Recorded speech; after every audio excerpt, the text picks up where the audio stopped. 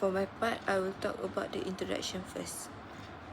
First of all, regular physical activity is important for maintaining a healthy body weight and improving overall health.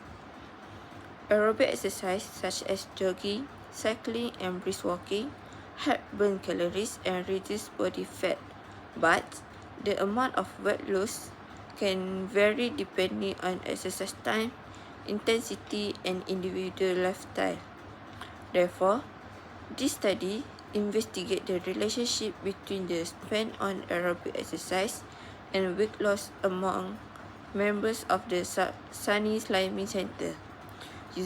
Using data collected from 10 members on their weekly exercise duration and corresponding weight loss in kilograms. Objective of the study: first, to identify the shape of distribution using a histogram.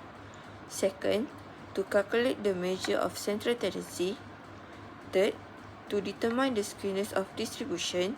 And the last one, to investigate the relationship between the time spent on aerobic exercise and the amount of weight loss. The last part on introduction is significance of study.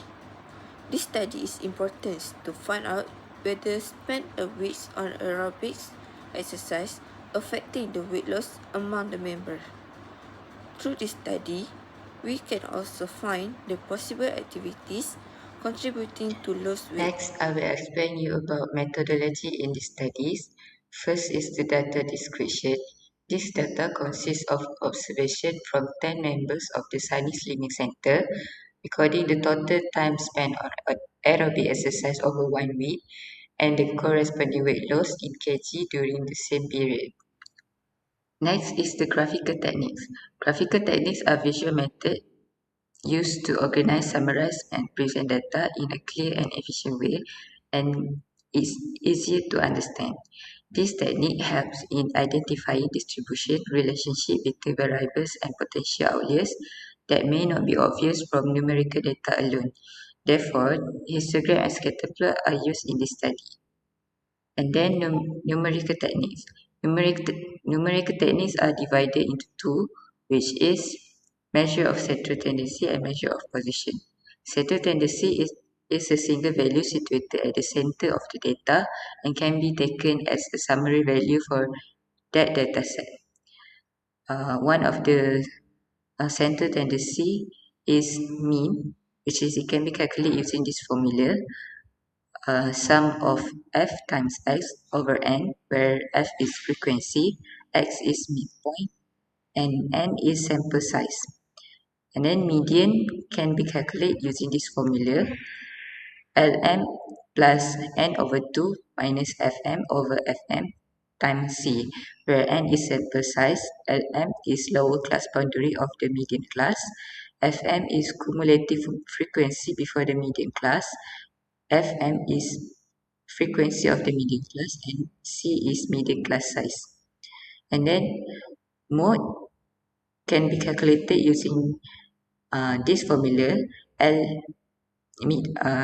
L mode plus delta 1 over delta 1 plus delta 2 times C, where L mode is lower class boundary of the model class, C is class size, delta 1 is frequency of the model class minus frequency for the class before the model class, and delta 2 is frequency of the model class minus frequency for the class after the model class. And lastly is the measure of position. Measure of position describe the relative standing of the value within a dataset. They indicate where observation lies compared to others and are useful for comparing data distribution. These measures help summarize the spread and distribution of data without being overly influenced by extreme value. Measure of position can be calculated using first quartile, third quartile, and also skewness. First quartile can be calculated using this formula: Q1 equal to L1 plus N over 4 minus F1 over F1 times C1, where L1 is lower boundary of the first quartile class, N is number of observation, F1 is cumulative frequency before the first quartile class, another F1 is frequency of the first quartile class, and C1 is first quartile class size, and n over 4 is the location of first quartile. Next is third quartile. Q1 equal to L3 plus 3n over 4 minus F3 over F3 times C3, where L3 is lower boundary of the third quartile class, n is the number of observation, F3 is cumulative frequency before the third quartile class, and another F3 is frequency of the third quartile class, and C3 is third quartile class size, and 3n over 4 is the location of the third quartile. And then lastly is uh, the skewness. Skewness is describe the degree and the direction of asymmetry in the data distribution. But um, if mean is larger than median and mode, and the median is larger than mode, the distribution is positively skewed or skewed to the right. If the other hand is the distribution will negatively skew or skewed to the left. And if the mean, median, and mode are the same, the distribution is symmetrical.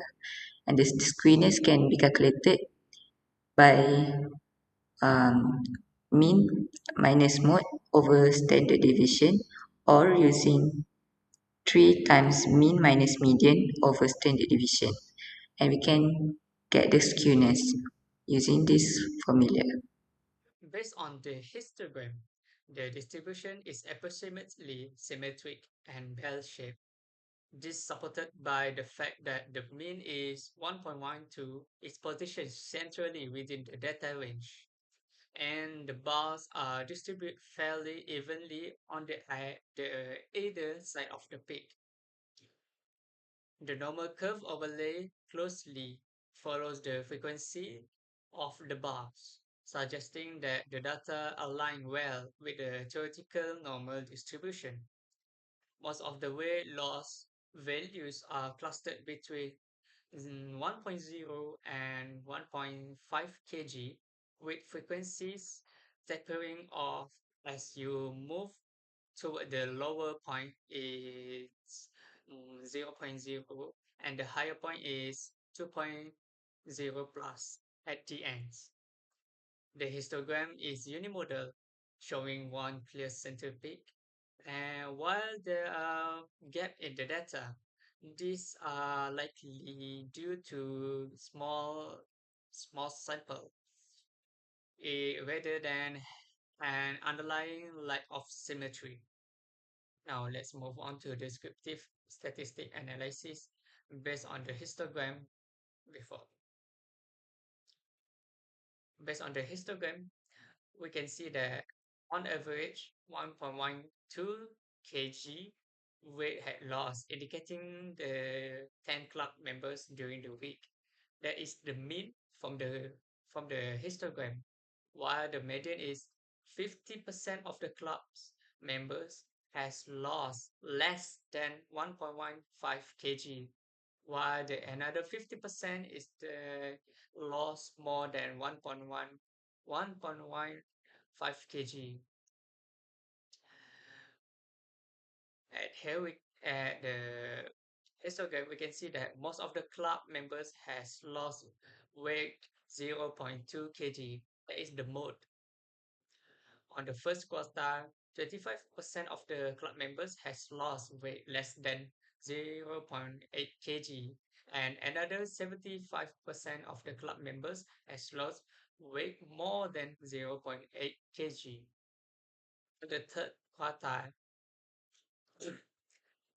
25% of the club members has lost weight more than 1.475 kg, and another 75%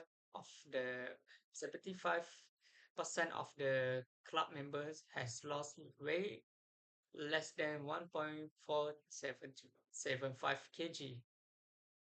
Based on the histogram given, uh, our skewness is our value for the skewness is negative 0.344. It shows that the distribution of the skewness slightly negatively skewed, which is closely to symmetrical. Next is correlation and regression. Our independent variable is time and dependent variable is weight. The scatter plot reveals a very strong positive linear relationship between time and weight. The data points are arranged in a clear uphill pattern from left to right, indicating that as time increases, the weight consistently increases as well. The form of the relationship is strictly linear, as the points follow a straight path rather than a curved one. The points are extremely tightly clustered along this imaginary line, with no visible outliers, which suggests that time is highly reliable predictor for weight in this dataset. The value of R squared is 0.974, means approximately 97.4% of the total variation in weight can be explained by the linear relationship with time. This indicates an extremely high godness in fit, means the model predicts the data points accurately.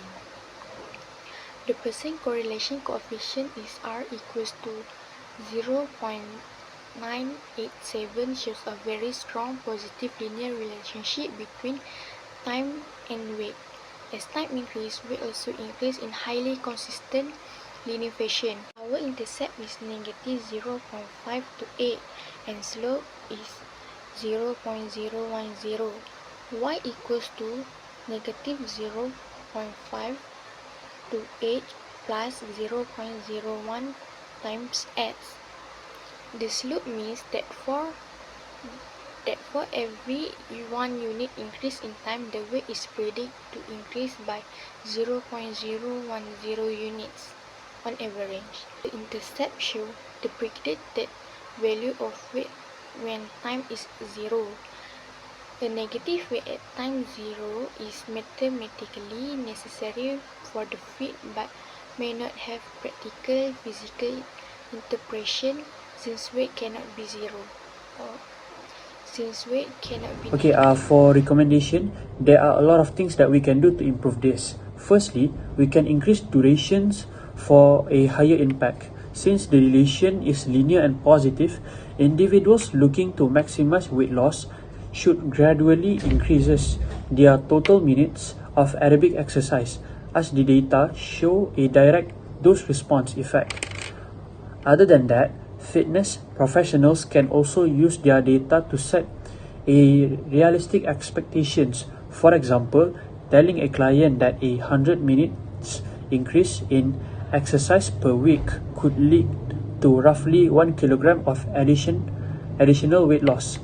Lastly, the participants should do aerobic exercise with more consistency, because consistency is the key. Given the extremely high R square, which is 97.4%, the model suggests that sticking to an exercise routine is highly effective. So maintaining a log track minutes can help to ensure individuals hit the target necessarily for their desired target. Now for recommendation, there are a lot of things that we can do to improve this. Firstly, we can increase the duration for a higher impact. Since the relation is linear and positive, individuals looking to maximize weight loss should gradually increase their total minutes of aerobic exercise, as the data shows a direct dose-response effect.